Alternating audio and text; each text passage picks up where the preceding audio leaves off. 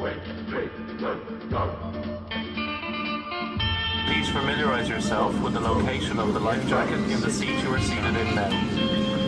And this is along the lines of me just trying to improvise. So Valentine's, we improvise. I cut out a little heart. I'm like, let's sew the sides up and put something in the middle. A member With of his the Arab birthday, League, he wanted a member of the United Nations, was crushed. Its people brutalized. There was the added dynamic 5 months of ago, Saddam officers being Hussein shot. started this cruel We war routinely against cared for Kuwait. multiple gunshot victims. But the preceding days of more black men dying at the hands of police officers.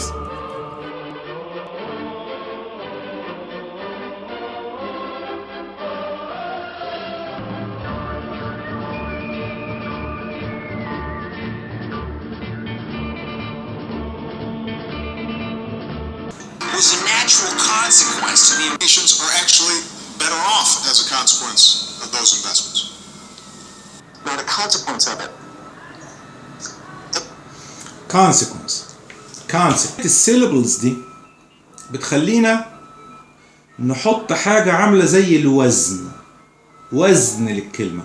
عشان كده هو المفروض لما أعرف كلمة جديدة أبقى عارف نطقها من ساعة ما أعرفها، مش أحاول أنطقها من الحروف، علشان الكلمة ما تفضلش لازقة في ذهني أو في لساني بنطق غلط.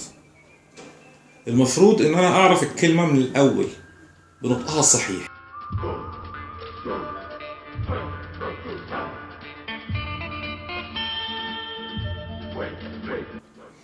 طيب هنعرف الحاجة دي منين؟ ده السؤال المهم. هنعرف منين هو أنهي مقطع؟ لو احنا عرفنا نقسم المقاطع لأن كل فاول هيعمل لنا مقطع تقريبا يعني. طيب مين في دول ستريسد؟ ده سؤال مهم. الحقيقة السؤال ده مهم بس قديم جدا. من ساعة ما عملوا القواميس وهم حاطين فيها النطق.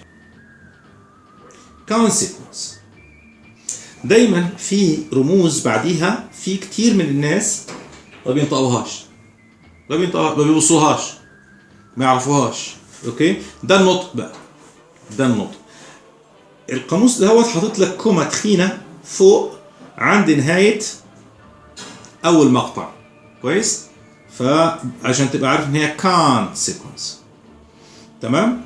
بعد كده بيحط رموز ثانية تفصل الكلام. طيب احنا دلوقتي بقينا سنة 2016 والناس ما عادوش بيستخدموا قواميس وتقيلة وهتبقى موجودة في البيت ولا في الشغل الكلام ده كله. معانا معانا ادوات اخرى، معانا الموبايل ومعانا الانترنت ومعانا التابلت ومعانا اللابتوب، معانا الكلام ده كله.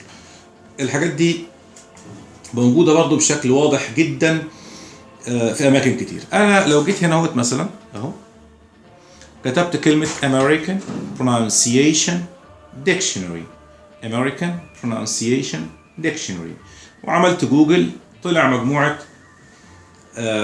مواقع، اخترت واحد منهم اهو، تمام، دورت فيه على نفس الكلمة consequence، لقيته حاطط لي النطق البريتش والامريكان. خلينا في الامريكان، وان كنا برضه هنستخدم البريتش للمقارنة. طيب خلينا في الامريكان. هنبص نلاقيه قاسم لنا الكلمة ومغير الرمز اللي بيبين لي فين الستريسد سيلابل. فانا لازم اكون فاهم القاموس اللي قدامي ده بيميز الستريسد سيلابل بايه؟ ايه الرمز بتاعه؟ فهلاقيه عامل هنا ابوستروف قبل المقطع ده، وبعد كده حاطط شرطه بين المقاطع وبين بعضها. تمام؟ كده انا هعرف اقراها حتى لو ما سمعتهاش، بس انا ممكن خلاص اسمعها. احنا زي ما قلنا احنا دلوقتي 2017 وخلاص، والدنيا بقت كلها انترنت. طيب نسمع الامريكان بيقولها ازاي؟ consequence من غير ما يركز على حاجة، بس مجرد التركيز بتاع الكلمة السليمة. consequence consequence consequence. البريتش هتلاقيه مختلف شوية، لاحظ كده. consequence consequence consequence consequence consequence consequence consequence. ده البريتش. على فكرة هو stressed برضو، بس ده النطق البريتش للستريسد سيلبل. عشان كده هتلاقي الفرق واضح قوي في الستريسد سيلبل، غير ان فرق الفاول. طبعا في فرق، ده بيقول لك consequence وده بيقول لك consequence. كان في فرق في الفاول، بس مش ده الفرق الوحيد. الفرق الاهم عندنا دلوقتي ان في تركيز اكتر على الستريسد سيلبل في الامريكان، وتركيز اقل كمان عن البريتش في الانستريسد سيلبل. يعني الكلمه قريبه من بعضها اكتر في البريتش عن الامريكان الفرق فيها واضح. تمام، وده اللي بيخليها جميله على فكره. consequence الفروق فيها مش واضحه قوي. consequence لكن الامريكان اهي consequence الفرق فيها اكبر واوضح. الكلام ده هو بيدي اللغه الميوزك بتاعتها واللحن بتاعها اللي انت بتتعرف عليه او على اللغه دهيت بيه اول ما بتسمعه، حتى لو ما انتش مفسر الكلام.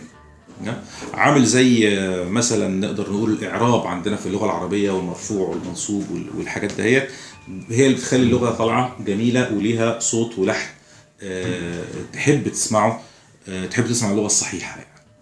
تمام، دي طريقه تانية. تمام، في طبعا ابلكيشنز ما دام احنا بنقول او بنتكلم على الانترنت والحاجات دهيت، في عندنا ابلكيشنز موجوده اكيد هتلاقيها على الاندرويد، هتلاقي منها حاجات كتيره. انا عندي واحد من هنا اسمه ريفرزو.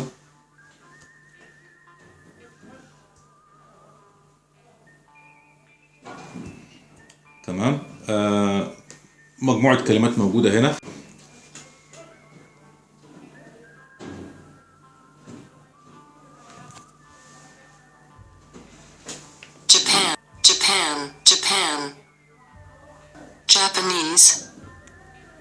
Japanese.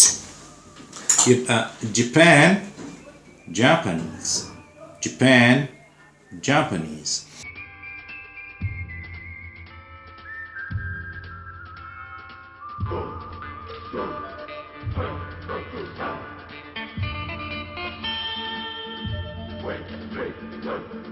المفروض ان انا اعرف الكلمة من الاول بنطقها الصحيح، يا اما لو عندي قدرة ان انا استعمل قاموس فيه رموز، يا اما استعمل قاموس بينطق في pronunciation, American pronunciation if the American English is my target. لو الامريكاني هو الهدف بتاعي يبقى لازم يكون عندي قاموس واخد بالي انه بينطق American not British، علشان دي غير دي،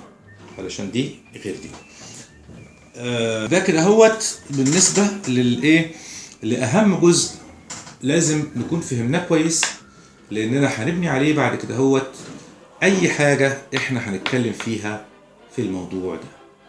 شكرا.